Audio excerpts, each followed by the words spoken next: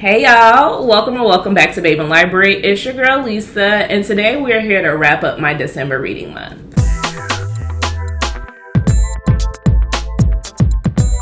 I am proud to come and say to you that I read the 3 books that I told you all I was going to read before the end of the year. Actually, if you follow me on Instagram, I said I was going to read 6 before 2026, and I did.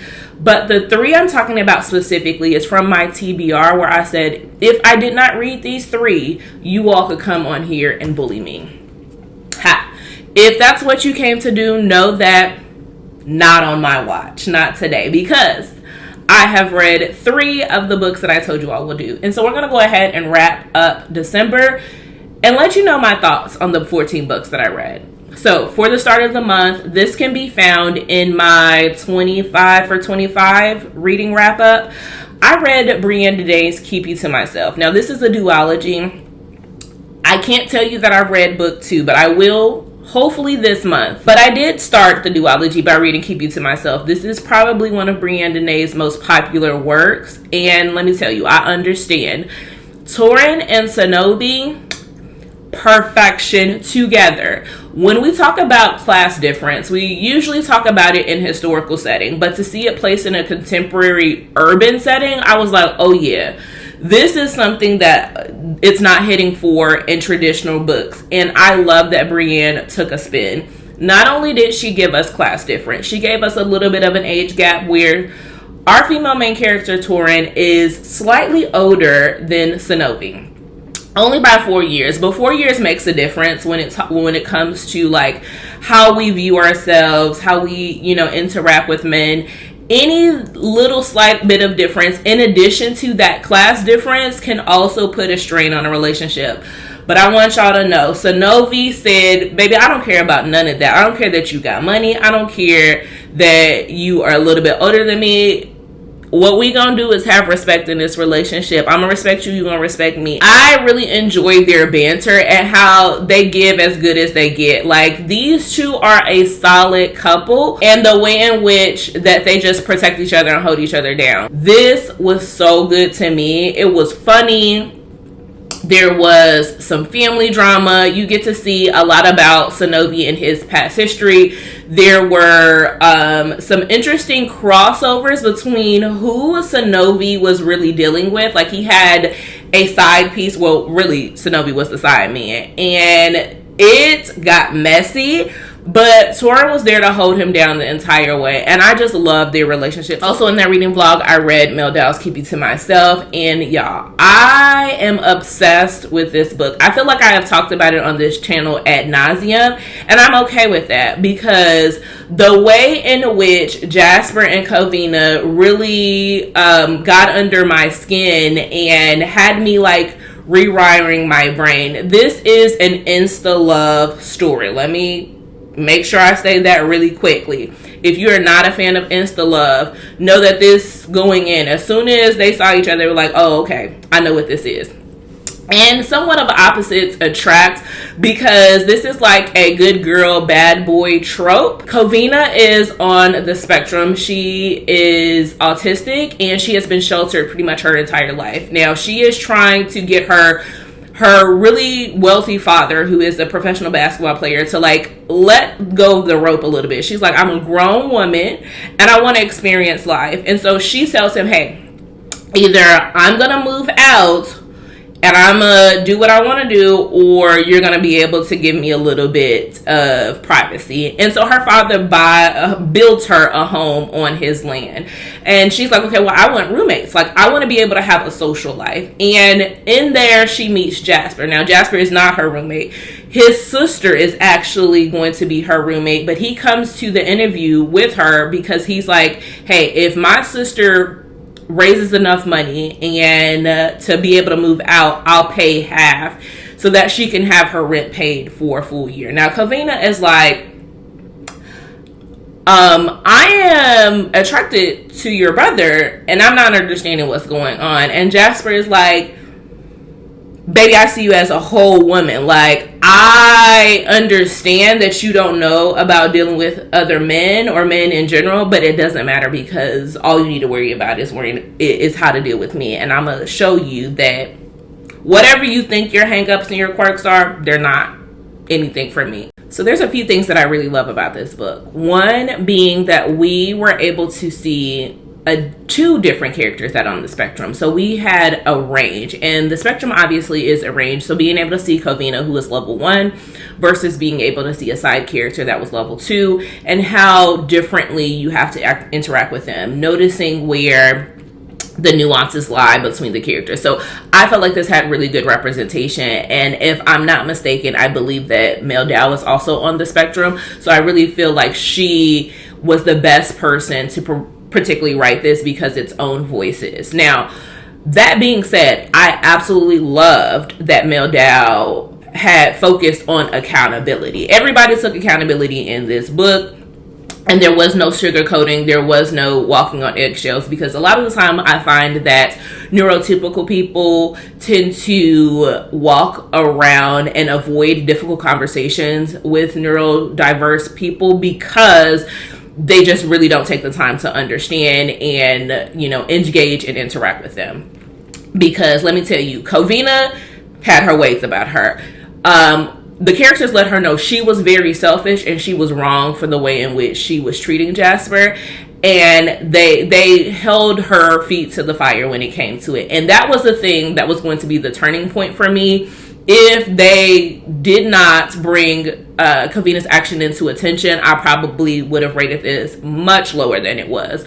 But the way in which Mel wrote it, it wasn't harmful, it wasn't malicious, because these characters did love her and wanted her to do better. But they also knew, hey girl, you're self-centered, and that's not gonna work for us. The other book that I told y'all that y'all could, you know, bully me for if I didn't read was Fast by Millie Belazar. Y'all, I understand.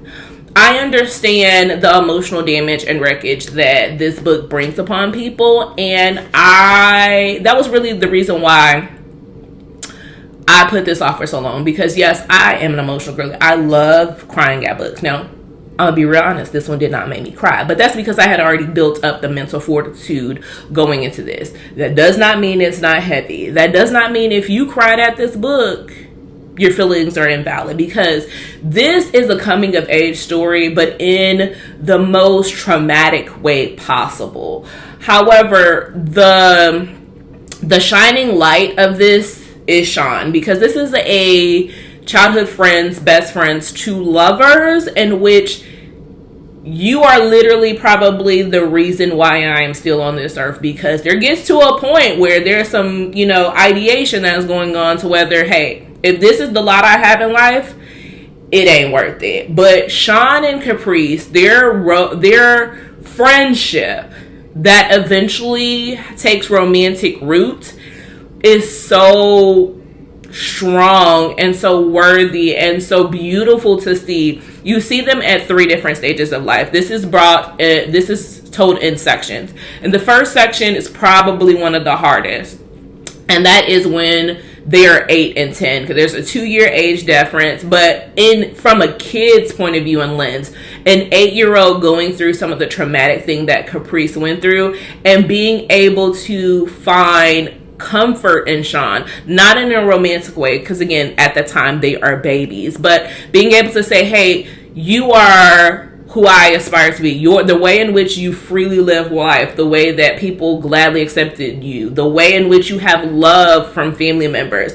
I want to be close to you just because I want to feel that warmth that you give off.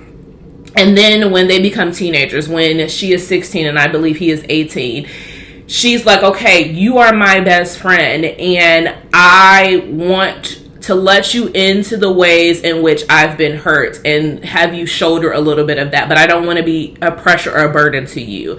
And he willingly takes it on, and he's like, I will be your hero. Like, I will be the one to recognize when something is wrong. And that is where we get to a breaking point, because he really understands the hardship in which Caprice goes through, he sacrifices himself. And she never wanted that for him. And his world was so big and bright.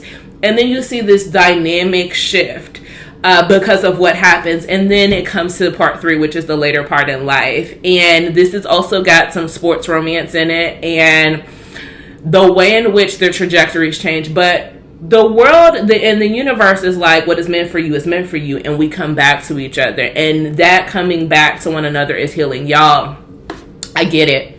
I get it.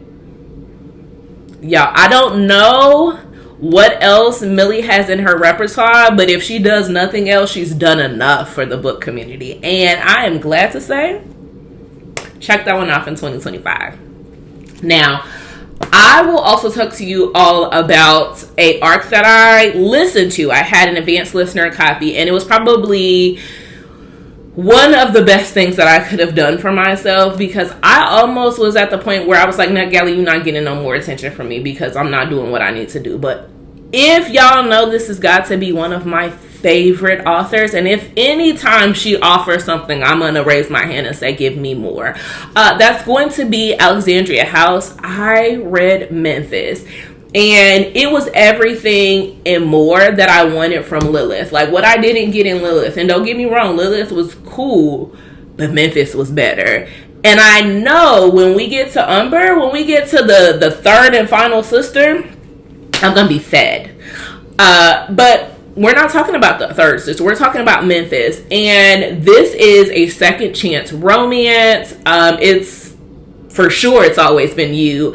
There is workplace romance where it's a boss employee romance. However, the dynamics, who's controlling what in the relationship, it has the forced proximity element, and I just gobbled it up. It's definitely giving touch her and you're out of there. And the way in which Bo is so fine. I wish, if I can go find a picture of what Bo looks like, I'm going to insert it here. But Bo is 50, I want to say, or 54, and Memphis is just about to be 50. So these are older characters, but baby, they got the stamina, they got the energy, they got the drive. And I don't just mean in a physical relationship, I mean in the way in which they go to toe with one another. They're out here putting in work to make sure the bad guys of the United States are out of here, because they are hitmans for hire. And it is just so good. There are some complexities in terms of like family drama, just so good. If you want something that's like dark but humorous, engaging, interacting, but also rooted in a lot social and political underlining and undertones, check out Memphis. Y'all can't, Alexandria House can't do no wrong. I then read Sweet Little Hearts, another arc by Shanora Williams. It is the sequel to Beautiful Broken Love, which I really enjoyed. But we're here to talk about Sweet Little Hearts. This one is a sports romance. It is a single parent and nanny romance with that grump sunshine aspect. And one of the things that I can tell you about this series, like, again, look at this cover and then look at this cover. Beautiful, pretty, flowery. Y'all, it does not talk about the grief. It does not talk about the emotional toll. Like, Shanora Williams did something so crafty with this series, and the way in which she is writing these characters that have really, really, really hardened shells and hardened walls, that have experienced some difficult things in life, because again, they are a little bit older. I believe they're in their mid-30s, and they really find comfort. It is a second chance at love, not a second chance romance, second chance at love, because in this story, Octavia and Javier both have things going on. Octavia needs a job. She has just been let go. Her ex-boyfriend, who was incarcerated, is now back out and is searching for her. And that's one of the things I will say. I rated this a 3.75, and it was for me, I almost wish that Octavia's storyline was fleshed out a little bit more, because her ex-boyfriend situation we brought up once, and then the problem was solved, and I was like, we could have left that. Octavia was jumpy and she was anxious, and that it all contributed from that. So I just wish we would have dug into her story a little bit more. But what we did focus a lot on was Javier's story, and that was complex and beautiful in its own.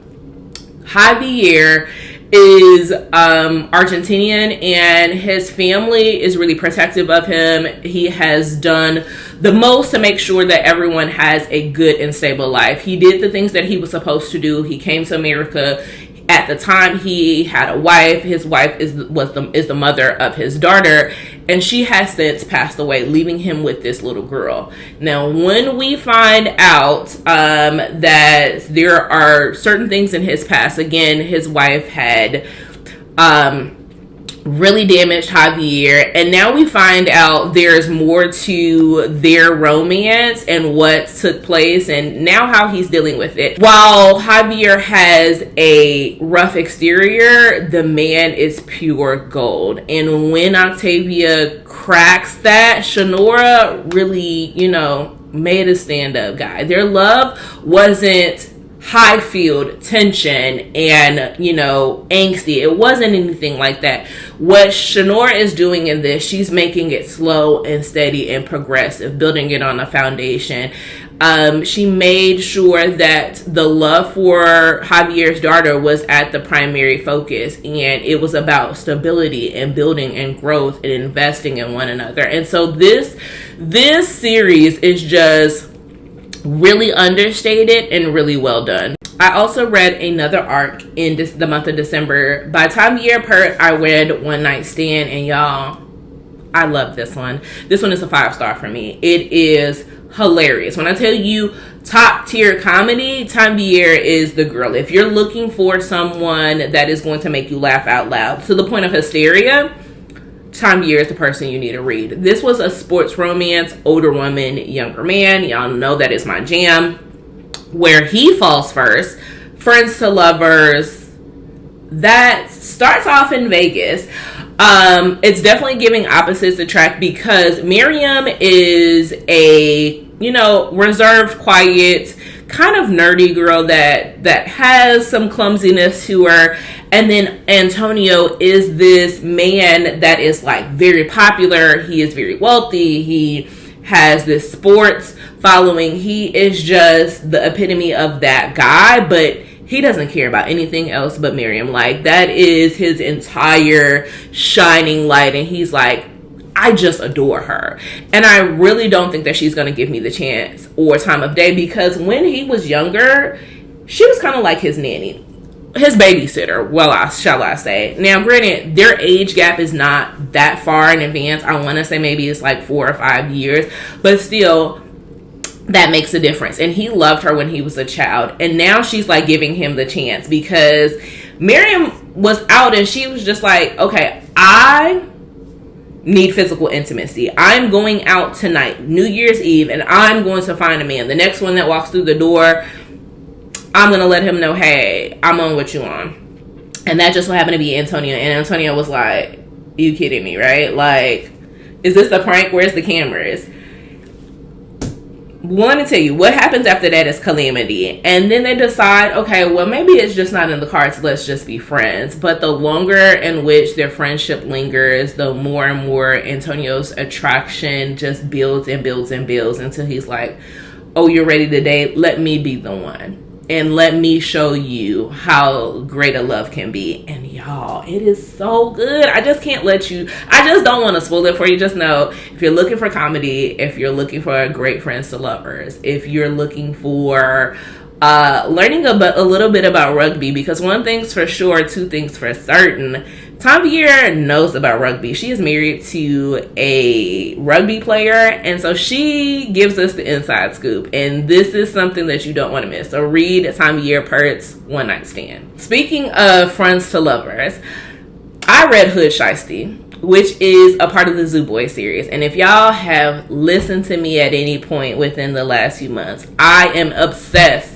with the Zoo Boys. Like, The obsession is real, and you call me a zoo baby at this point, because this motorcycle club romance is just everything that I could have wanted and more. It has me on a kick that I don't want to come down from. This one is forbidden because our female main character, Harvey, is technically in a relationship with our love interest best friend.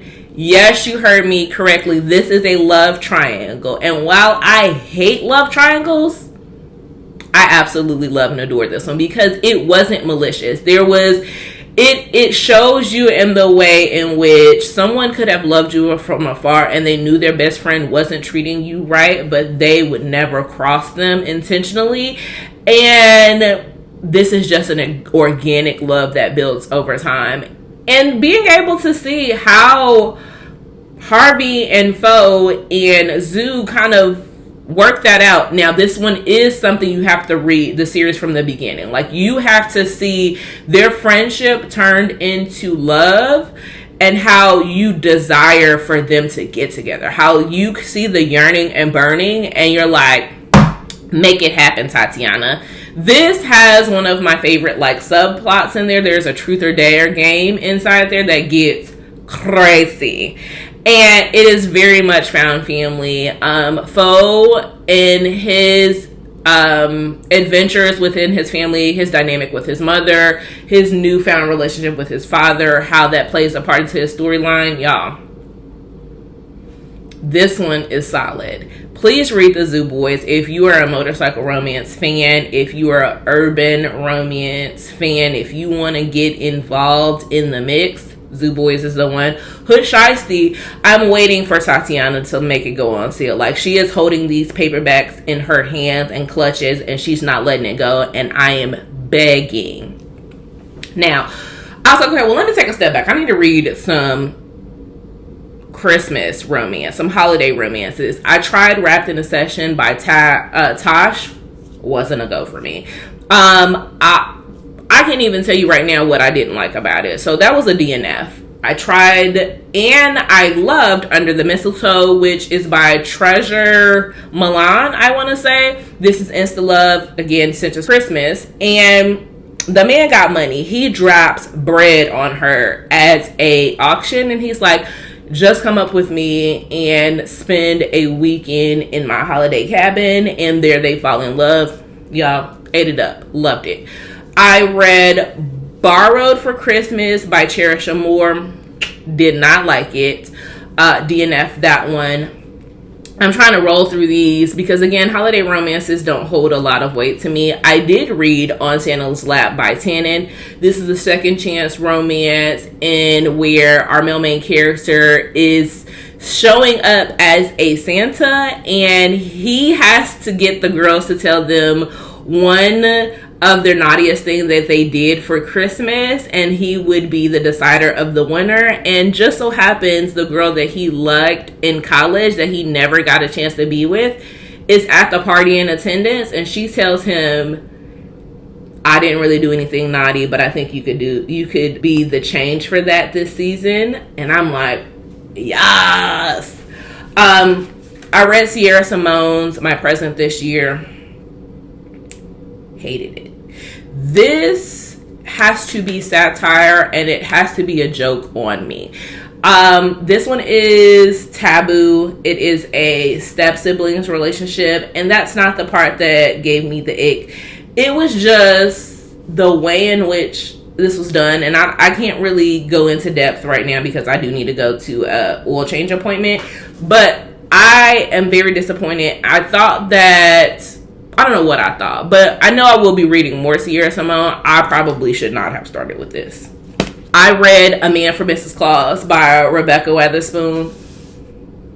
This is The Bachelorette mixed with Santa Claus with Tim Allen. That's the perfect way I can say these two, that perfect mashup.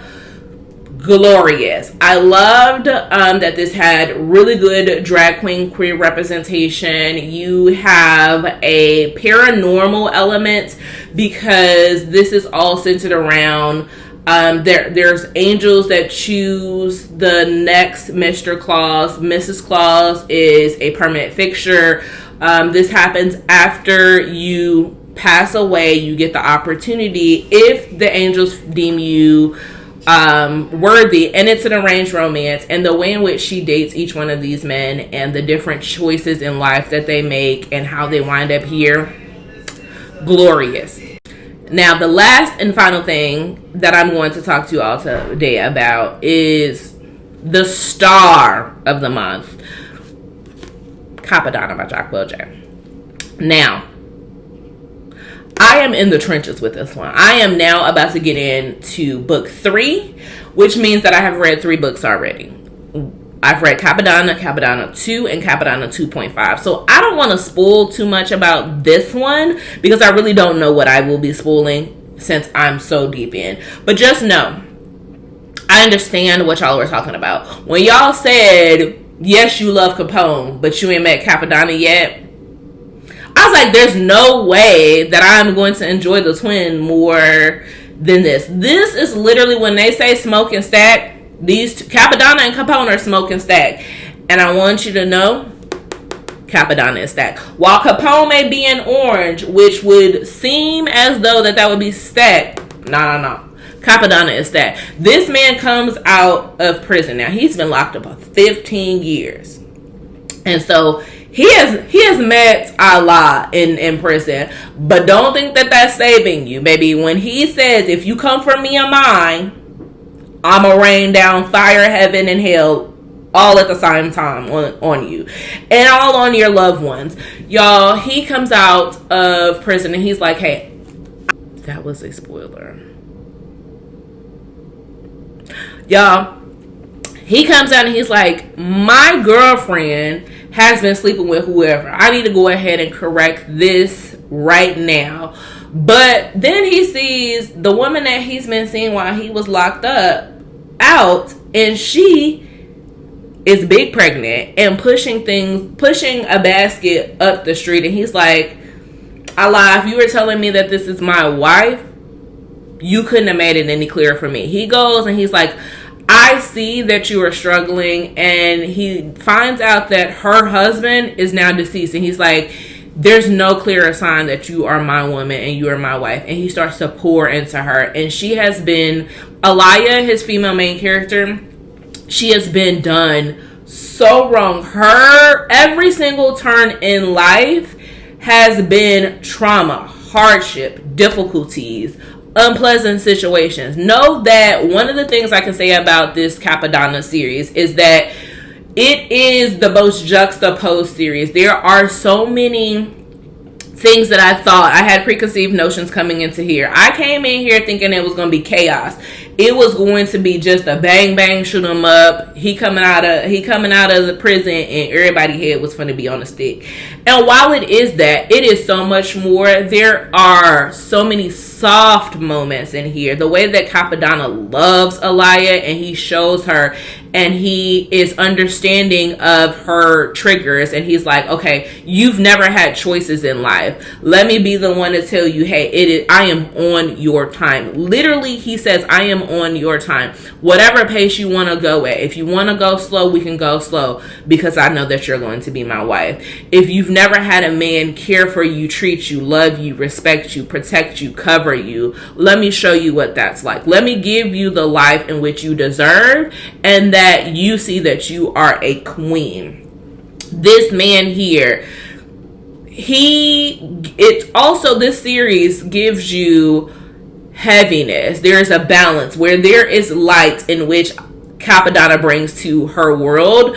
There's so much heaviness in this series. You get to see what immediately in the prologue, you go in and you see how Aliyah has been living in hell day after day after day, starting with her engagement with her brother and what her brother then does, and how that her choices have been taken away from her since she was very young, at the age of 16. And y'all,